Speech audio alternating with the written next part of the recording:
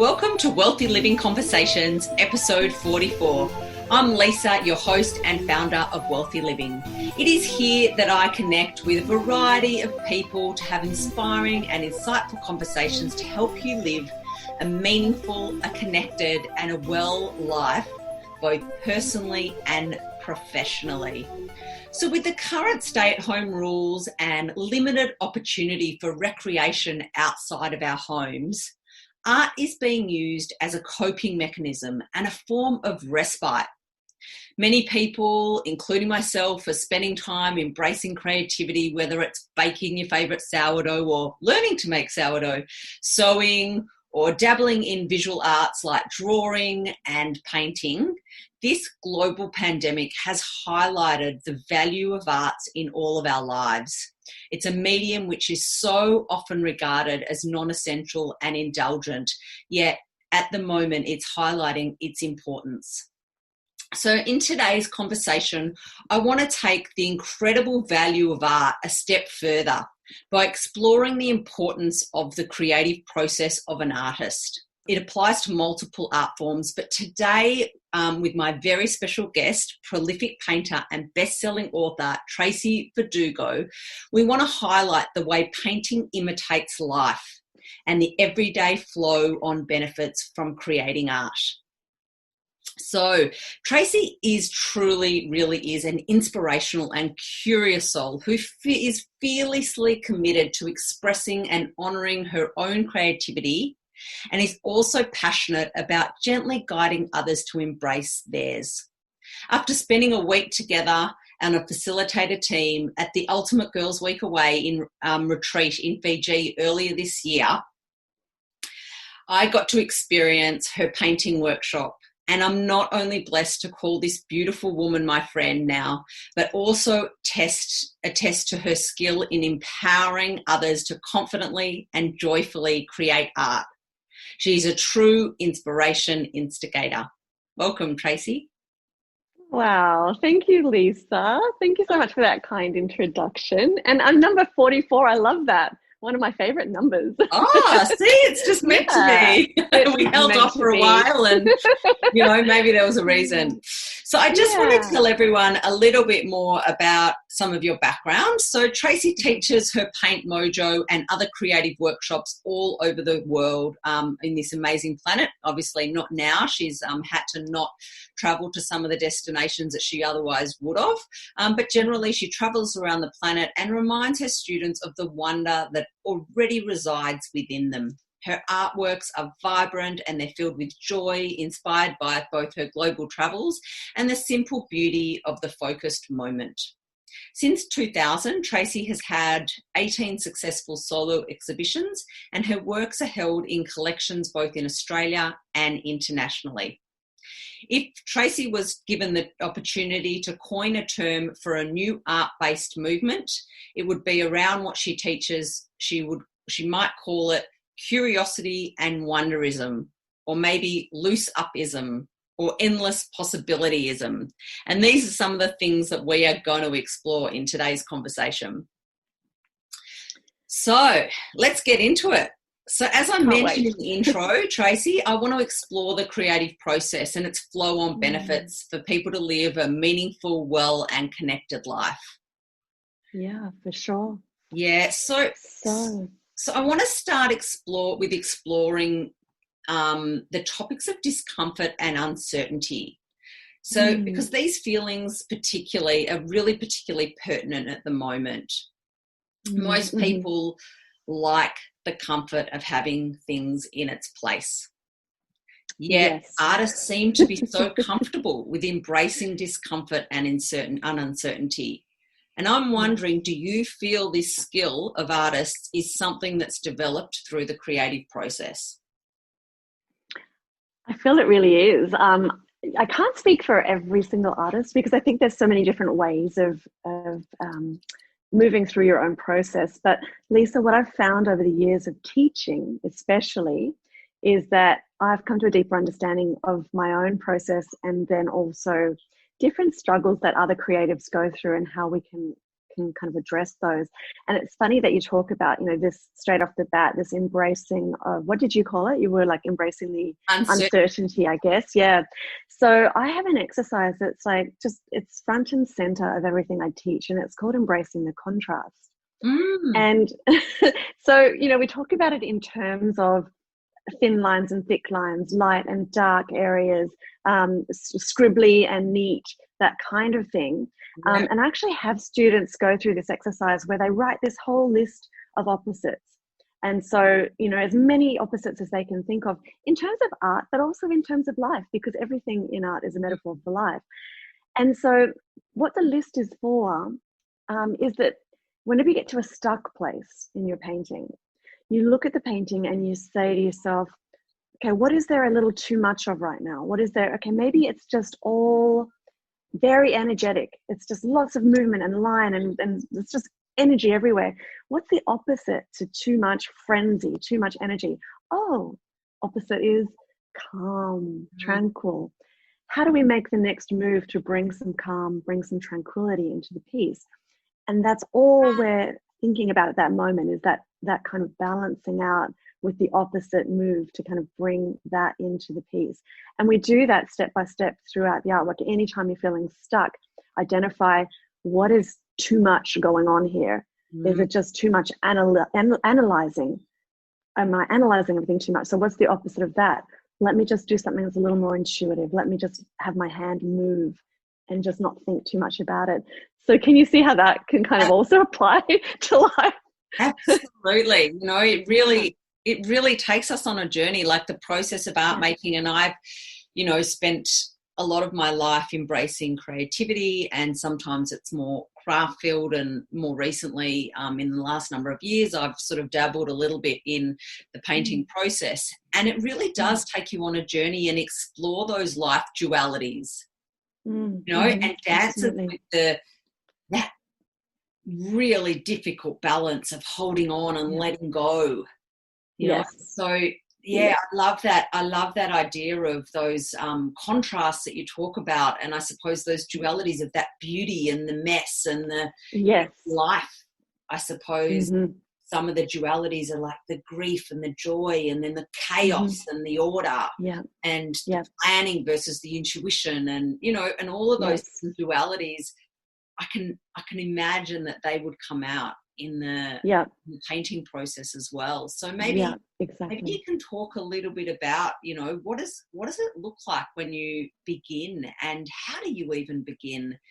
I mean, a lot of people are embracing creativity at the moment, giving it a go, but maybe with your incredible experience and skill, both as an artist and as a teacher, maybe you could walk us through something that could help and inspire confidence in the process. Yeah, I guess for sure. What I was thinking about also in terms of that, what you were talking about, the messiness and the ugliness and the beauty, right? Yeah. And of course, we all know that we can't appreciate the one without the other. If everything was just perfect all the time and everything was beautiful all the time, we actually wouldn't have any frame of reference to say this is beautiful, because we hadn't experienced the ugly. Yeah. And then there's also that idea of holding both at the same time. And I kind of went through this last year in our lives as we watched my father's wife. She had a massive stroke. And so, we were with her over 7 months as she ended up passing away. And although that was like one of the worst experiences I've ever kind of been through, the sadness of it and the just such despair because there was no hope for anything to get better, there was also beauty in the moments, and there was beauty in watching my dad become more tender than I had ever seen him be before, watching him care for her in ways that really showed me that he had something inside him that I wasn't even aware existed, and so I was holding that grace, that messy and that beauty in the same moment. I think that's a really important life lesson that we all have to learn, that we all have to go through. In terms of painting, I think when we're young, most of us have that first experience of painting when we're in school, right? And so we're in a classroom, lots of kids, a frazzled teacher who probably has her own art scars, who doesn't really know what to do. and there's a time limit. Got to get it done. Got to get it done. And so the painting is one layer. It's just, that's it. You've got 45 minutes. It's a layer. It's finished. We never learn that it's actually okay to add more layers on top. We're expected to have this perfect thing right in the first layer. And that's really hard to let go of and to move forward from. And so that the very first thing that I do with students is we talk about the fact this is going to be a multi-layered experience. And it's almost like I'm giving them exercises and prompts throughout, whether it's 2 days or 3 days or a week, where they're really going to have to be prepared to lay some things down, sometimes some things that they love, sometimes a really beautiful expression, and then cover up bits that, you know, that they don't want to cover up. And then be open to the fact that something else beautiful could come from that. So that's really the process in a nutshell, but it's a difficult one for people to kind of get their heads around. Absolutely. And I mean, it comes down to, I suppose, when we talk about that kind of contrast of beauty and chaos, it's really about finding beauty in the chaos. In the chaos, yes.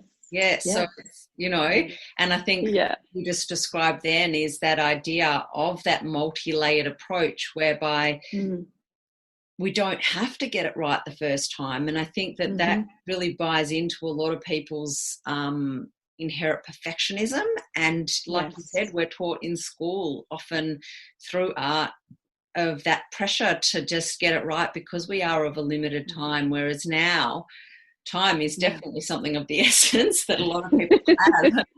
And that idea that we can not be attached to the beginning and that's just part of the process, and that, you know, I suppose a lot of listeners of this podcast do like going to deeper levels in conversation or in, you know, topics and stuff. So it is looking through, getting a bit of depth and looking through the layers.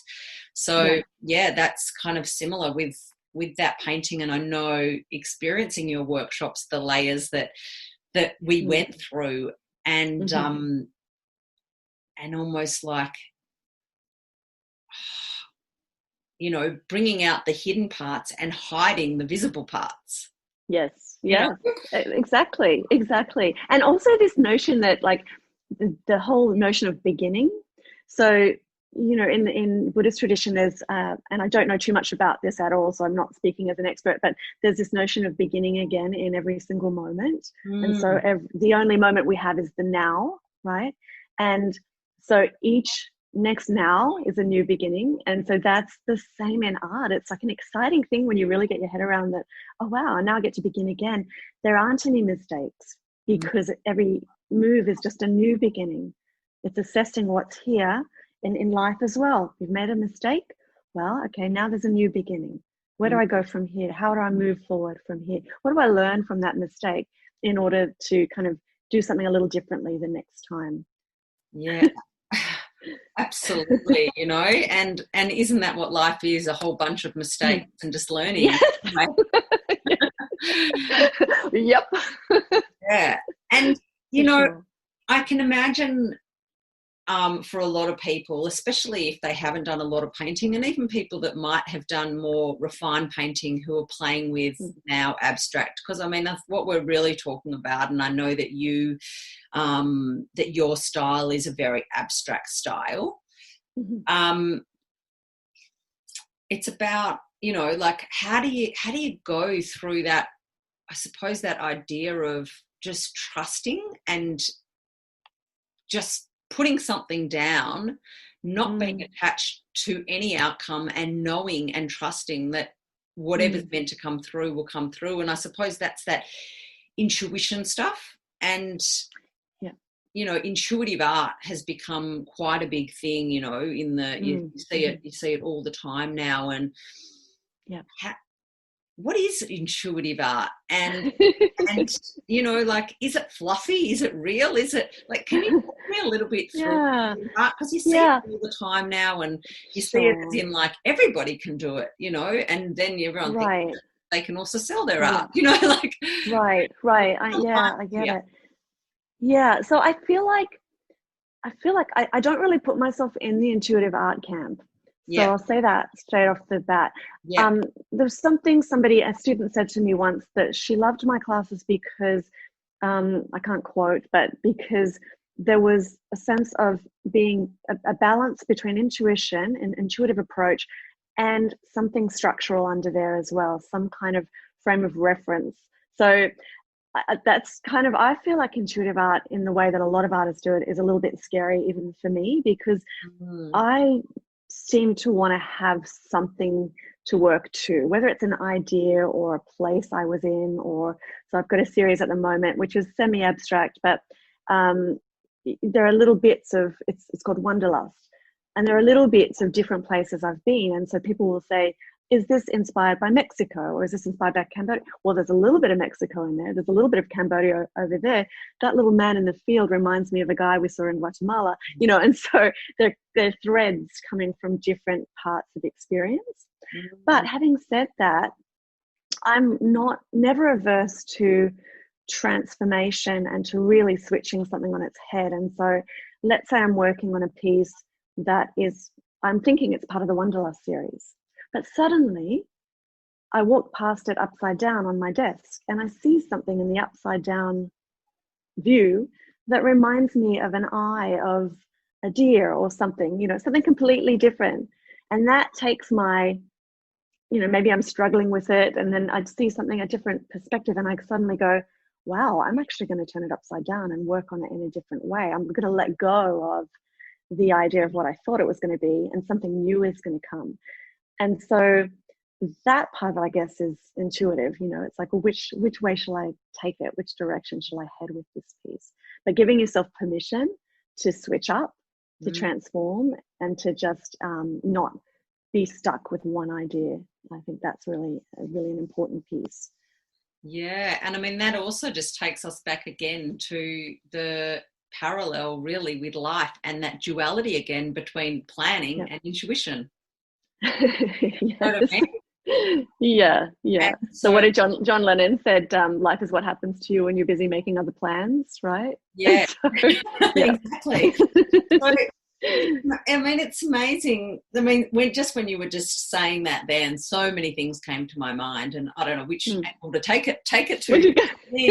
Like the idea of change of perception is such a huge thing. A lot of people get really attached and committed to, say, something they said or something they said they're going to do in life, and don't give themselves permission to change it up when it doesn't feel right anymore, or when things could feel a lot better moving in a slightly different angle. And often that's the ego really coming in and taking over.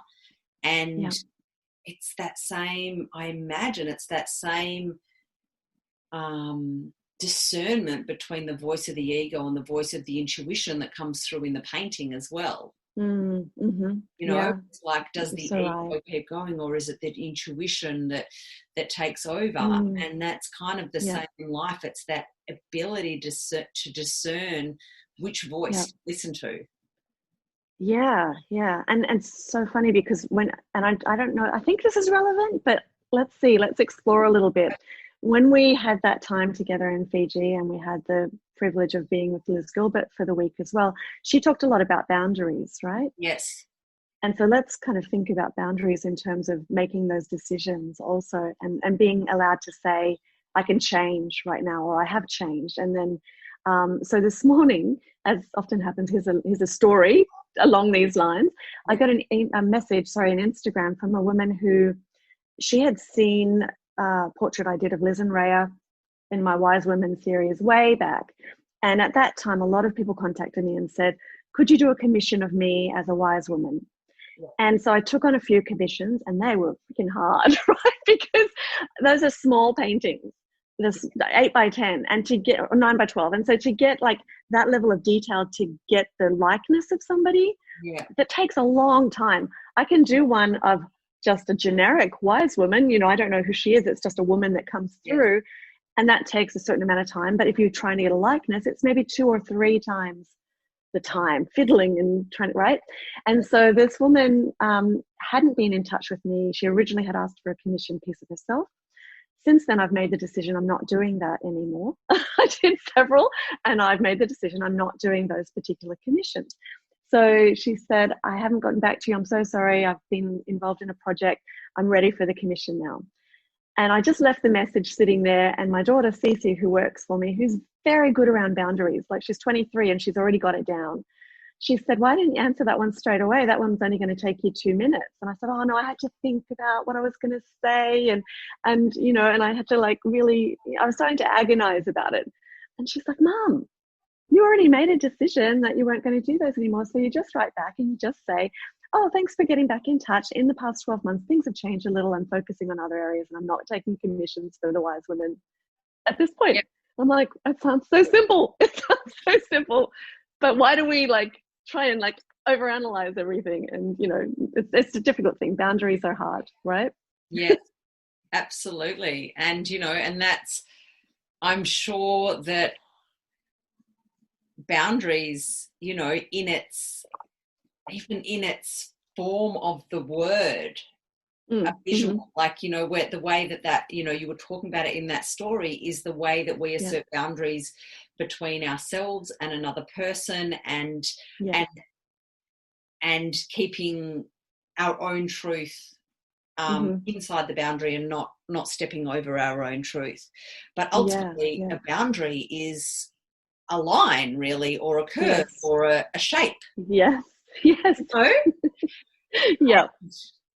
We do that, and I'm sure you do that, have a way of doing that so well every single time that you paint, because there's a boundary between colours, a boundary between areas of the painting, and then along with, when I was actually thinking prior to recording this podcast with you, I was thinking also about this idea of boundaries and painting, and also looking at the word edges, because in a canvas, you're like pushing to the edges, but not going over the boundary.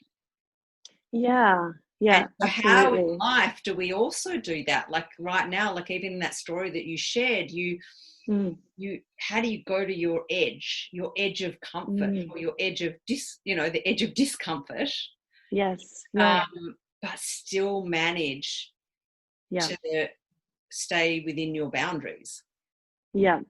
So I think that what comes up there is that it's all a work in progress. Yeah. You know, and awareness is the key, really. Like self-awareness is the key. Whether you're working on your painting or you're working on your life, if you recognize, you're able to kind of say, oh, I'm doing that thing again. I'm trying to overcomplicate. I'm trying to over-explain. I'm trying to justify myself. Like those are the things that come up for me personally. And then to have a daughter to remind me, Mom, you're doing that thing. All you need to do is make it simple. You don't actually need to tell a big story about why you can't do it, or why, you just have to say something's changed and I'm not doing that anymore. Yeah, absolutely. So being assertive. Your communication, and your communication might be, the paint on the canvas, or the communication might be a verbal communication. But, I'm sure at the same time, what also comes to mind is that, and I think this parallels also with life, is that when you're painting and you go over what you plan to be your boundary, what you felt before it was presenting was going to be your boundary, but you struggled in the process and you went over it and extended yourself to an area where it got messy. I'm not sure, but I can imagine, and maybe you can share with me, were the times that it became more successful for you when that happened was to step back and reflect on the mess before then taking the dance and the step forward. So it's like a dance between, take a step back and reflect, take a step forward and move forward. Yeah, and that's really important. So I talk about fresh eyes all the time in terms Yeah. of art, walking away from the painting, especially if it's doing your head in, going somewhere else, putting it away for a while. Just go, just put it away. Like, don't put it away and never come back to it. It's a different thing to say, that's it, you're going in the rubbish. It's like, just, no, you're just going to sit back there for a minute. Or sometimes I even just put it on the wall. Yeah. And I try to just give it a sideways, a peripheral glance as I'm moving by. And I might leave it for months sometimes. And then I'll just walk by it one day and go, oh, here's what needs to be done. But I've given myself enough grace and enough time to like not be so emotionally angsty about it, just to come back and kind of go, wait a minute, this is not as hard as I was making it out to be. Yeah. Yeah. Done that with many programs. They've got shelved. Yeah. Do with that anymore. Shelve that for a while. Come back to that another time. Or a blog article, or lots of right. And that's the thing, like, and how often do you do that? I just had this amazing experience because I'm working on a class at the moment called story painting. It's coming out in a month or so. And I knew I'd been percolating it for a few months. And as part of the class, we're doing a lot of sketchbook practice, which I hadn't done myself personally for a long time. So often when I'm making a class, I'm actually reinvigorating a practice within myself as well. Yeah. And so I'm doing a lot of sketchbook practice. And then I decided in one of the videos to go back to my really old sketchbooks from when I was doing my fine arts degree and have a look. So just show them on video, like I'm here and da-da-da, and here I was looking at this, and in this page I was doing this, blah, blah, blah. And you wouldn't believe how many threads in that sketchbook that I was looking through were now showing up in the class that I am filming right now, 11 years later. Wow. And I had no idea. I hadn't looked at those sketchbooks for so long. And there was Chagall in the sketchbook, and I was writing about his storytelling. And I've got Chagall in one of the lessons in this class, And so sometimes we plant the seeds. We don't even know what we're planting them for. We're just like, la-di-la, playing around with something. But it's all like coming together. Something's happening, once you set those things in motion, something's happening, and then it's coming together, and it will come out at some other point, even without you doing anything about it. We're going off on so many tangents, but I love it. No, that's okay. It's all good. It's all juicy. It's all, it's all juicy, and it all actually reminds me of the word that is used in your signature program, and that is mojo. Yes. Yes. And your painting workshop, I know this is going off on a tangent a little bit again, but your painting workshop is called Paint Mojo.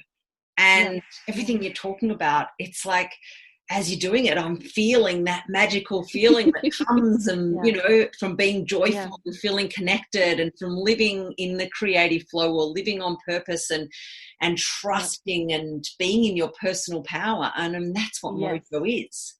It is. It's your special, unique magic that's only you. It's only for you. It's made up of all the elements that are really just, like your kind of relevant enchantment, and it's not for anybody else. And if we don't kind of get it out, that's the other thing that I kind of think about a lot, is that there's this spectrum. Yeah. And on one end of the spectrum is flow. Mm-hmm. Connection to source, like all the big stuff, love. And on the other end of the spectrum is stagnancy, fear, just being stuck, not just being tight. And we're always between one or the other, but the trick is to try and stay as much toward the creative and love side as we can do, and so always to check ourselves and go, what am I feeling like right now? Am I over towards the stuck and stagnant side? Because that's going to manifest physically, mentally, emotionally, creatively. Absolutely. If you stay there too long, right, it's going to manifest. Absolutely. Yeah. So taking that a step further, right now, a lot of people are stuck in their homes. I don't know if I like the word stuck, but, are residing in their homes for the time. And rather than feeling stuck, they could be possibly embracing the situation and noticing some of their feelings being at that end of the spectrum that you talked just about feeling stagnant and fear and all of those things. But we all know that in an ultimate ideal world, we want to feel the other end of the spectrum, which is more of the love and the joy and the enchantment and the wonder and the curiosity and the creativity and the flow and all of those wonderful things that give us our mojo. So what sort of things could you, I mean, a lot of people have got this time now and they are doing creative projects, whether it's sewing masks or, you know, or getting into the kitchen and creating a recipe, or doing things like giving painting a go. And I went to the store before it all closed down the road, and there was hardly a canvas left. And so how do you know if these are the feelings that you're feeling? Do you start that canvas with that sort of those more, I suppose, what some would term less appealing type feelings, and just bloody throw the paint to begin with, and then let that flow into bringing out the clarity and bringing out the joy as it takes its own course. As it develops. Like, that's interesting. From that one spectrum to the other. Like, do you try to move yourself before you start, or do you start from that place? Is that, and then helps you move? I think that I personally, if I was feeling, which at the whole beginning of this COVID thing, I felt quite unmotivated. And I was spending a lot of time sitting on the lounge in the morning and just scrolling social media, you know, saying I was working because I can put post here. But there was a lot of wasted time as well. And I just felt this sense of, but I don't really feel like doing anything. I don't really, you know, and so, but I think that was natural. I think a lot of people felt that. And then at some point I'm like, wow, you know, like I'm this rock and I'm sitting just here, and somebody's just got to give me a shove, because once you get the shove going, then the momentum's going, and then you'll just keep going. And so I made myself go out and start working on some paintings. And for me, it's probably a little easier because I have particular series that I'm working on, and some that I love, really love, and I know I have a starting point, you know, and so I know, okay, this is what I do when I start this one. I write a poem on the page, and, you know, and then I look for, and I do some collage, and then I look for some opportunities. Do I see a figure, or does that collage look like the top of a hat, or, you know, that type of thing. So I do have my own little processes that help me to get going. Throwing paint at the canvas is probably not one of my beginning ones. Because I don't know, it feels like it would just have a whole different energy, like, to me, and I would want to just, I think that when I'm feeling stuck, I need to start in a more calm, meditative way, in a way. But having said that, there are other things outside of painting as well that have really helped me these last few months. I joined an online dance program, and so I've been dancing every day in a daily challenge. It reminds me of, did you ever hear of jazzercise? I don't know if it was really in Australia. I was living in America at the time. No. But jazzercise was an 80s thing, and it was just really fun. It was like all, you know, actually, just dancey. I do remember it. I think people went to classes, like, You're probably a bit younger than me, but anyway, it's kind of like that. There are dance moves, and it's really fun. And then other things like that have kind of a metaphor for new growth and new beginnings. I've been taking clippings of my plants that I have, and then putting them in little jars, and just making little vignettes in the house, making things pretty, you know. And these are the things that we don't often have the time to do. And so sorting through your closet, you know, getting rid of stuff you don't. So all of those things, they're like little things that you can do to begin to break that stagnancy. And also, especially when you're letting go of stuff, like material stuff, that's kind of clearing the space for a different kind of energy to come in as well. So I think those are all really good things that we could be doing in this time, like just getting rid of some of the junk that you know, that we don't normally have time to sort through. I mean, I know that you know, when you just said about getting the clippings and stuff like that, it sparked my thought that in your paintings, one thing that you've always said that inspires you is your travels and nature. And the idea of, for me, you know, in all of anyone who listens to my podcasts or has followed any of my work, they know how much I believe in my mantra of the connection is medicine, and it's connection to yourself, to others, and the world around us. And I know that art is something that really helps connect us. It connects us, obviously, as we've already spoken a lot about, to ourselves. It also then, I suppose, we can share it with others, and our piece can act as a mirror for others, and we can talk about that in a minute. But the other piece about connecting to the world around us, and I know that nature and the world around us and your travels is something that's really inspired your artwork. And right now, one of the things that most people, I don't know all over the world, but I know locally for us, and I'm in Victoria, where we're pretty much locked down in our houses, except to maybe, you know, go out for essential food as well as exercise. And I know when I exercise, I do something called an exercise for the senses and the soul. So I go for a walk and I just really take in everything around me in my local neighbourhood. So maybe we can't travel and we can't do all that, but maybe just going for a walk and looking for inspiration. And so two things. You know, and coming back and seeing those colours or those shapes or those textures that are around us to bring back into possibly some creative play. Absolutely. So two things that came to mind just then is one thing that I always do when we're at a workshop or a retreat. I feel like in order to really appreciate and put ourselves in the environment that we're in, and then have that environment come into our art, we go and we collect nature tools, or sometimes not even nature tools. Like, for example, we're in Bali last year, and whatever was on the beach, interesting things that could make marks.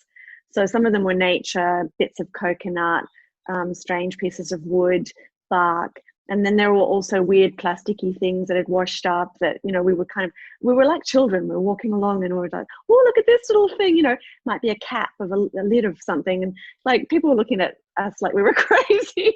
But for us, it was all about, what can I do with this thing? Oh my God, I can stamp it and make little round marks with it. And this one could do, look at this funny little troll that washed up on the beach. I could use his hair as a paintbrush and dip it in the paint. And so, you know, there's that kind of a thing, just exploring making marks. And that's often what I'll do as the base layer of a painting. And if you do that, actually using the tools that you've found on your daily walk, then you're bringing that home with you and imbuing that layer of the painting with your walk, in a sense, right? So that, you know, that becomes, even if it's an abstract piece, that is a painting about the walk you just took in nature. You've painted it with those things. So that's one thing. And then I remember years ago when I was teaching kids art classes, I used to have them all come to my studio every afternoon after school. And I had this one little exercise that they loved. And basically I would put numbers into a little vessel, a jar or a hat or something like that. Usually I think there were numbers like 1 to 50. And how did I do it? It was something like, you would stop every so often. Oh no, the first kid would take a number, and let's say it was the number 15.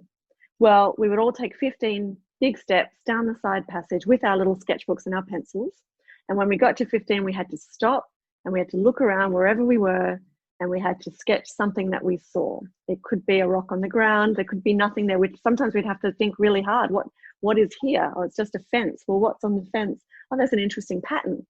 And then the next kid would pick number 49. We'd take 49 steps, stop again. So it was a really fun thing to do while you took a little walk around the neighborhood. So that's just another idea. If you don't want to sketch, you could do the same thing with your camera. Just stop and then take a picture of whatever you see at that point in time. Zoom in, zoom out, look down, look up. Challenge yourself to look with an artist's eyes, which is from every perspective.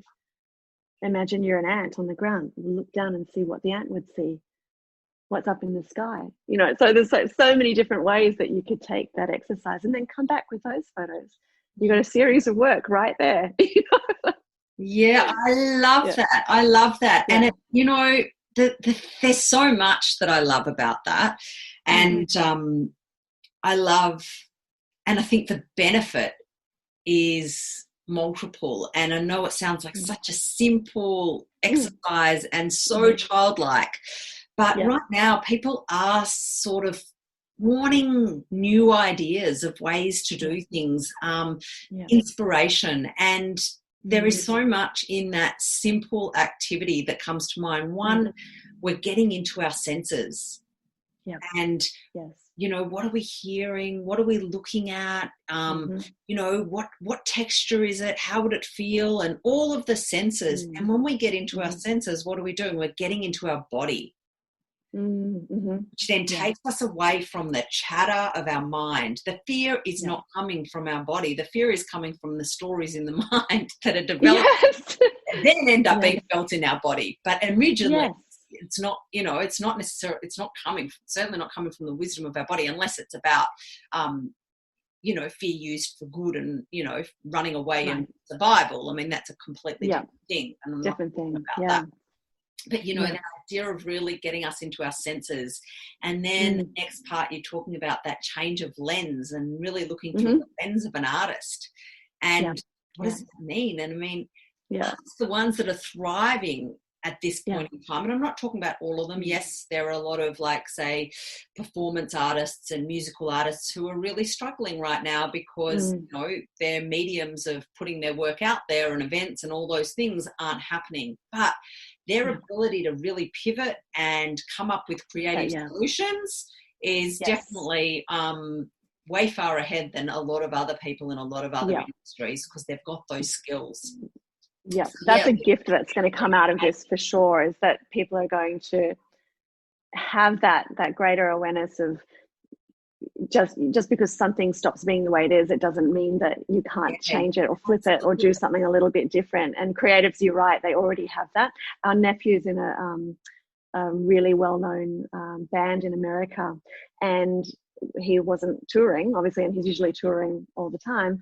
And this last weekend, they did a concert where everybody came to the concert in their cars, like a drive-in movie. Yes. And so the band was playing and everybody was just in their cars, kind of having their own parties and listening. And there were like hundreds and hundreds. And dance. Yeah, they could stand on the roof of the car and dance. They could do all of that as long as they were socially distanced, right? They were all apart from each other.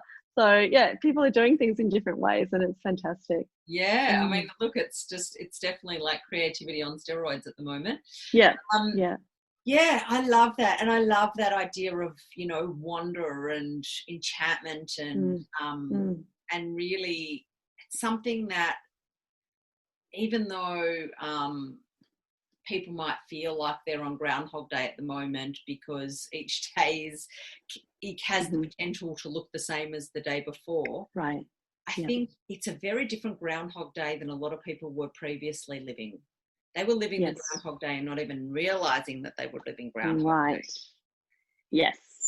And and I think that we have that opportunity right now to not to get off the hamster wheel, to get off the treadmill, and to do it quite differently, because we have often wonder comes and enchantment comes, and those opportunities and that permission to play comes from feeling like we've got the gift of time, space and time. You're right, absolutely. Yeah, because what you were just describing there, and I've read stories about people that they get up at 7 a.m, they get their kids off to daycare or at school or whatever, and then one goes to their job and the other goes to the other job, and then they get home at 6:30 and then they're feeding the kids. We've never had that life. We've always been creative entrepreneurs. So and to me that sounds like it's way over at the stagnant end, like it really does. It's the same, and you don't have the quality time, and you're just on that treadmill.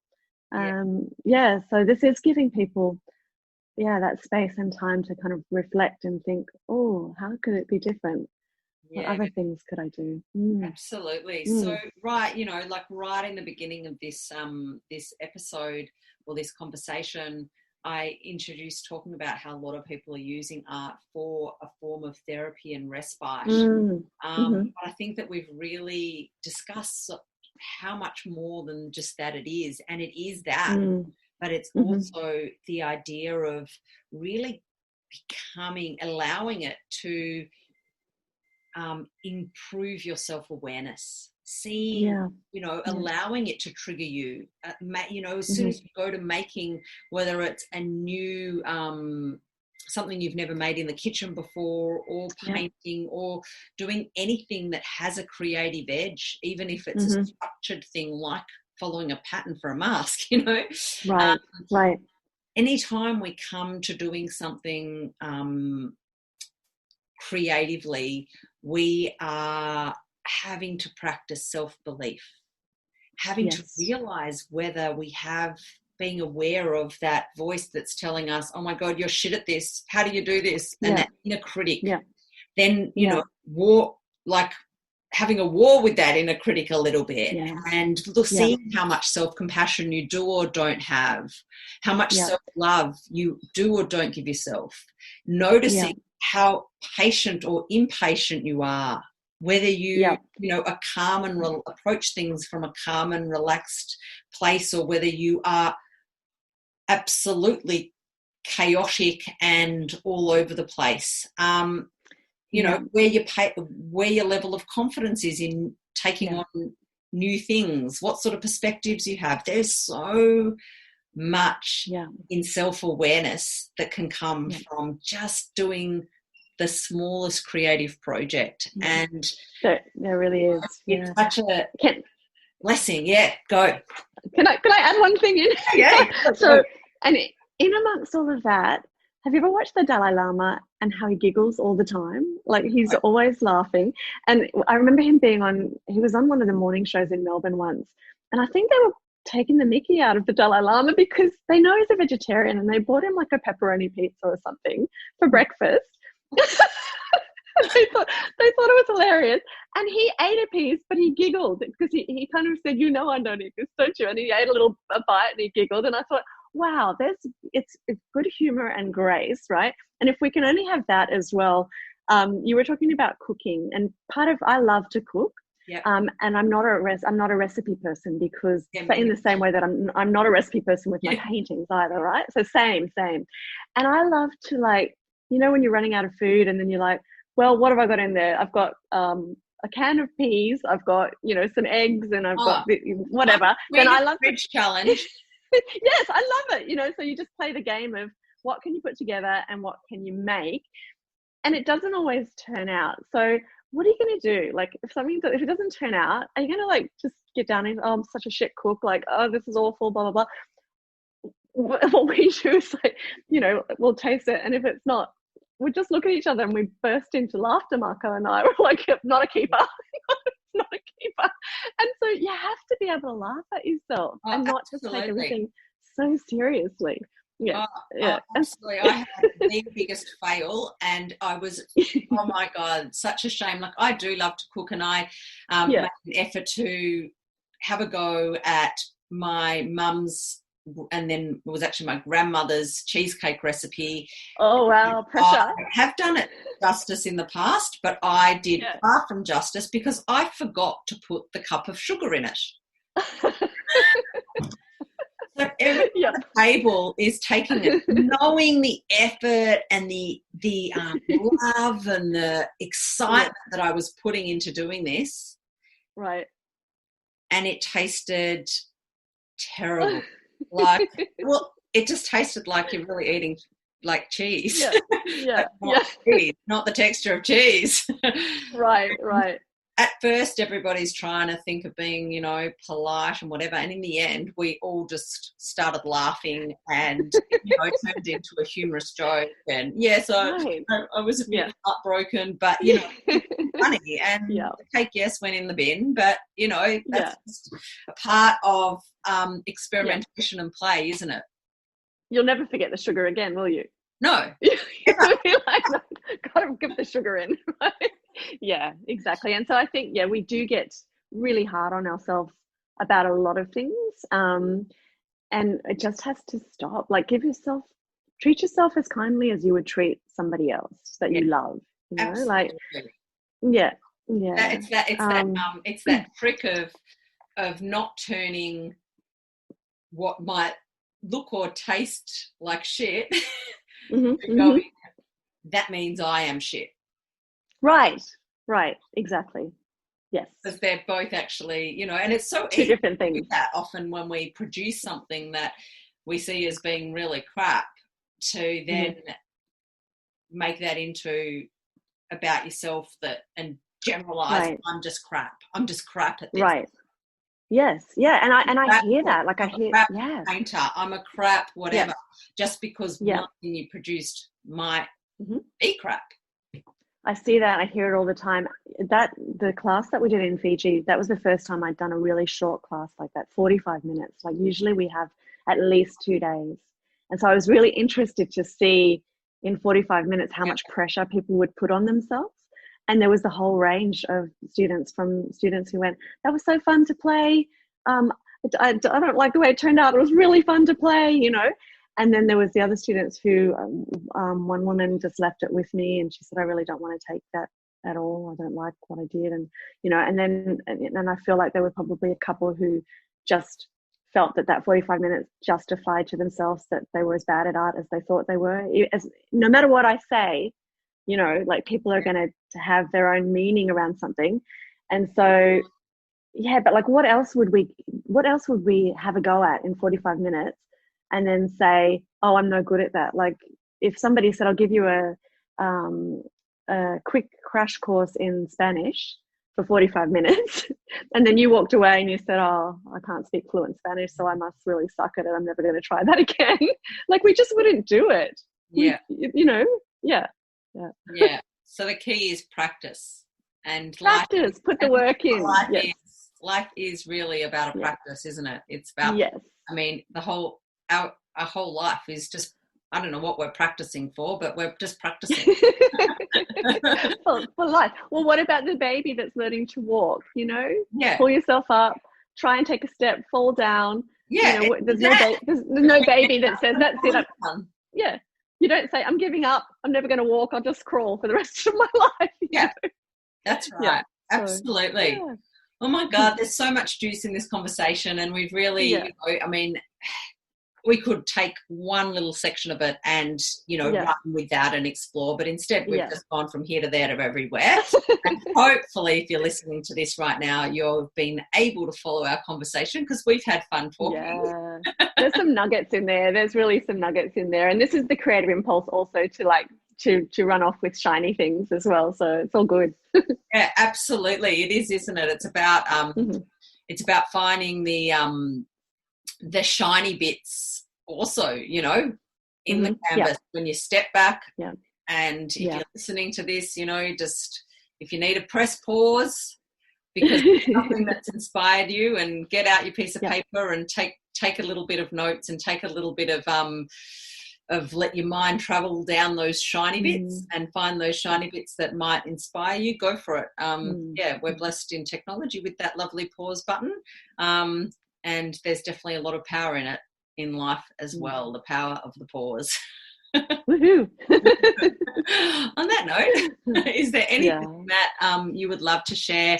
I think, you know, I'd love you to share some details maybe about, I know that currently you've got a program, a painting program or course that's happening that people can take, and it's extremely reasonable and accessible. Yeah, so I put one out during this time that I wanted to kind of be accessible for everybody. And so it's called Jump into Abstract Painting. So it's kind of suitable for beginners or people who've been painting for a long time. And it's just 5 small videos giving you tips and techniques and prompts to take the next step, to not be scared, to keep the momentum going, even when you feel like something hasn't worked out. So that one's only $27, and we'll just keep it going for the next few months at least. And you can find it on my site, traceyverdugo.com. So yeah, it's exciting. And then I'm working on the bigger class story painting, which I'm very excited about as well. So keep your eyes and ears open for that one. Oh, brilliant. And then you've also got, your book, which if somebody wasn't wanting to do it online and they wanted to actually have something hard copy, because people are spending a lot of time online at the moment. Are you posting those out at the moment? How's that work? So Paint Mojo is my book, and it's available through all of the online bookstores, Amazon Book Depository, Booktopia. It's in bookstores as well. Not so much in Australia because it's an American publisher. It's Random House. But if you're listening in America, you can just go out your local bookstore. Oh, brilliant. Well, I'll put all of those books on the show notes anyway. Yep. Fantastic. Thank you so much. It's always such a pleasure and such an inspiration talking to you. I feel like getting off from this call and pulling out the canvas and, I'm really inspired. And I hope that anyone who's listening today, that you are inspired to just take on a little bit out of your comfort zone and embrace your creativity. And if art isn't your thing, that maybe the creativity comes from just brainstorming some creative solutions to whatever problems you feel or challenges you feel at this point in time. We may have made light of a lot of things in this conversation, but we are both really aware that it is a really challenging time. It's uncertain. And like I said in the beginning, most people do struggle with uncertainty and are very uncomfortable in that space. So if that is you, you're certainly not alone. It's something that a lot of people are struggling with at the moment, but I really encourage you to just give things a go, do things a little bit differently than you might have done so in the past, and get out that canvas or that piece of paper, or pull out some paints or coloured pencils or scissors and glue, and just have a go and embrace the layers.